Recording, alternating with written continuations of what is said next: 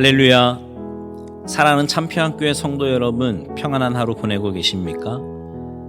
오늘은 잠언 13장 말씀으로 함께 은혜를 나누고자 합니다. 제가 봉독하겠습니다. 지혜로운 아들은 아비의 훈계를 들으나 거만한 자는 꾸지람을 즐겨 듣지 아니하느니라. 사람은 입의 열매로 인하여 복록을 누리거니와 마음이 괴사한 자는 강포를 당하느니라. 입을 지키는 자는 자기의 생명을 보전하나 입술을 크게 벌리는 자에게는 멸망이 오느니라. 게으른 자는 마음으로 원하여도 얻지 못하나 부지런한 자의 마음은 풍족함을 얻느니라. 의인은 거짓말을 미워하나 악인은 행위가 흉악하여 부끄러운 데에 이르느니라. 공의는 행실이 정직한 자를 보호하고 악은 죄인을 패망하게 하느니라. 스스로 부한 채 하여도 아무것도 없는 자가 있고 스스로 가난한 채 하여도 재물이 많은 자가 있느니라. 사람의 재물이 자기 생명의 속전일 수 있으나 가난한 자는 협박을 받을 일이 없느니라. 의인의 빛은 환하게 빛나고 악인의 등불은 꺼지느니라. 교만에서는 다툼만 일어날 뿐이라. 권면을 듣는 자는 지혜가 있느니라. 망령되이 얻은 재물은 줄어가고 손으로 모은 것은 늘어가느니라. 소망이 더디 이루어지면 그것이 마음을 상하게 하거니와 소원이 이루어지는 것은 곧 생명나무니라. 말씀을 멸시하는 자는 자기에게 패망을 이루고 계명을 두려워하는 자는 상을 받느니라. 지혜 있는 자의 교훈은 생명의 샘이니 사망의 그물에서 벗어나게 하느니라. 선한 지혜는 은혜를 베푸나 사악한 자의 길은 험하니라. 무릇 슬기로운 자는 지식으로 행하거니와 미련한 자는 자기의 미련한 것을 나타내느니라. 악한 사자는 재앙에 빠져도 충성된 사신은 양약이 되느니라. 훈계를 저버리는 자에게는 궁핍과 수욕이 이르거니와 경계를 받는 자는 존영을 받느니라. 소원을 성취하면 마음에 달아도 미련한 자는 악에서 떠나기를 싫어하느니라. 지혜로운 자와 동행하면 지혜를 얻고 미련한 자와 사귀면 해를 받느니라. 재앙은 죄인을 따르고 선한 보응은 의인에게 이르느니라. 선인은 그 산업을 자자손손에게 끼쳐도 죄인의 재물은 의인을 위하여 쌓이느니라. 가난한 자는 밭을 경작함으로 양식이 많아지거니와 불의로 말미암아 가산을 탕진하는 자가 있느니라. 매를 아끼는 자는 그의 자식을 미워함이라.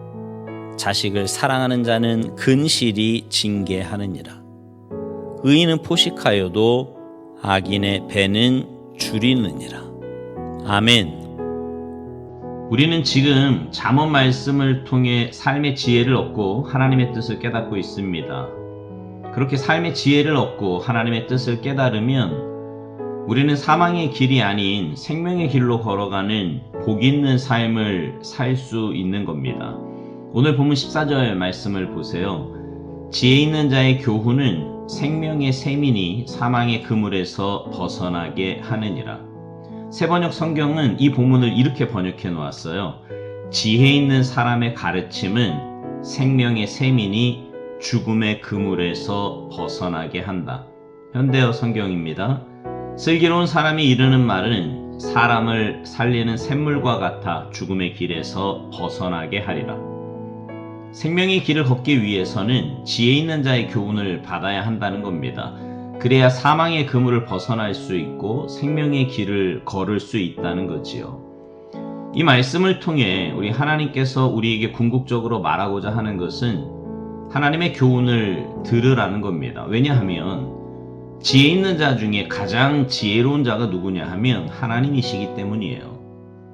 성경은 하나님의 지혜에 대해서 이렇게 말씀하고 있습니다. 시편 104편 24절 여호와여 주께서 하신 일이 어찌 그리 많은지요. 주께서 지혜로 그들을 다 지으셨으니 주께서 지으신 것들이 땅에 가득하니이다. 하나님께서 지혜로 모든 만물을 지으셨다는 말씀입니다. 또 이런 말씀도 있어요. 로마서 11장 33절. 깊도다 하나님의 지혜와 지식의 풍성함이요 그의 판단은 헤아리지 못할 것이며 그의 길은 찾지 못할 것이로다. 하나님의 지혜가 얼마나 깊은지 우리 인간의 능력으로는 하나님의 지혜를 측량할 수 없다는 말씀입니다. 또 고린도전서 1장 25절에 보면 이렇게 말씀해요. 하나님의 어리석음이 사람보다 지혜롭고 하나님의 약하심이 사람보다 강하니라. 하나님의 지혜가 너무나 깊고 오묘하기 때문에 우리 인간의 눈으로 보기에 미련하게 보이는 것도 사실은 우리 인간보다 지혜롭다는 말씀입니다. 이렇게 우리 하나님은 지혜의 하나님이십니다. 그러므로 하나님의 교훈을 들으라는 말씀이에요. 그러면 지혜 있는 자의 교훈이 사람으로 하여금 사망의 그물에서 벗어나게 하고 생명의 길로 인도하듯이 우리 하나님의 교훈은 우리로 하여금 사망의 그물에서 벗어나게 하고 생명의 길로 인도하여 주신다는 말씀입니다. 그러면 여러분, 우리가 어떻게 하나님의 교훈을 받을 수 있을까요? 먼저 하나님의 교훈은 하나님의 말씀, 성경 말씀을 통해 받습니다. 성경 말씀은 하나님께서 우리 인간을 교훈하시기 위해 당신의 종들을 통해 기록하게 하신 하나님의 말씀입니다. 이렇게 성경 말씀이 하나님께서 우리 인간을 교훈하시기 위해서 하나님께서 당신의 종들을 통해 기록하게 하신 말씀이라는 것은 성경이 증거하는 사실이에요. 로마서 15장 4절 무엇이든지 전에 기록된 바는 우리의 교훈을 위하여 기록된 것이니 우리로 하여금 인내로 또는 성경의 위로로 소망을 가지게 함이니라. 무슨 말씀이에요? 성경이 기록된 목적은 우리의 교훈을 위해서라는 겁니다. 우리가 잘 아는 디모데후서 3장 16절에도 보면 성경의 기능에 대해서 설명하는 말씀이 나오는데 그 말씀에도 보면 성경의 기능 중에 첫 번째 기능은 교훈의 기능이라고 말씀하고 있지요. 모든 성경은 하나님의 감동으로 된 것으로 교훈과 책망과 바르게 함과 의로 교육하기에 유익하니 이처럼 성경은 우리 인간을 교훈하시기 위해서 기록하게 하신 하나님의 말씀입니다. 그러므로 우리는 성경 말씀을 통해서 하나님의 교훈을 들을 줄 알아야 하는 거예요. 성경 말씀을 통해서 하나님의 교훈을 받는 사람은 사망의 길에서 벗어나고 생명의 길을 걷게 되는 겁니다.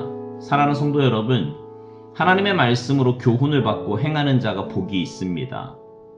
하나님의 말씀을 들으면서도 하나님의 뜻을 깨닫지 못하고 하나님이 주시고자 하시는 교훈을 받지 못한다면 그것처럼 어리석고 억울한 일도 없는 거예요. 우리가 얼마나 많이 하나님의 말씀을 듣습니까? 얼마나 많이 하나님의 말씀을 읽냐고요. 그런데 그 읽고 듣는 행위에만 만족해서는 안 됩니다. 들었으면, 읽었으면 그 말씀에서 오늘 내게 주시고자 하는 하나님의 뜻과 교훈을 깨달아야 합니다. 그리고 깨달은 말씀대로 순종해야 돼요.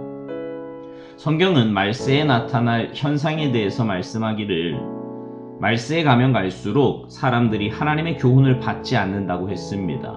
디모데후서 4장 3절 때가 이르리니 사람이 바른 교훈을 받지 아니하며 귀가 가려워서 자기의 사욕을 따를 스승을 많이 두고 말세가 되면 사람들이 자기의 욕심을 채워줄 스승을 많이 두고서 그들의 말만 들으려고 하지 하나님의 바른 교훈은 받지 않으려고 한다는 겁니다. 바라기는 이 말세를 사는 여러분들은 그런 세상 사람들처럼 되지 마시고 하나님의 바른 교훈, 즉 하나님의 말씀을 교훈을 받아 사망의 길을 벗어나고 생명의 길을 걸으시기를 주님의 이름으로 축복합니다. 아멘.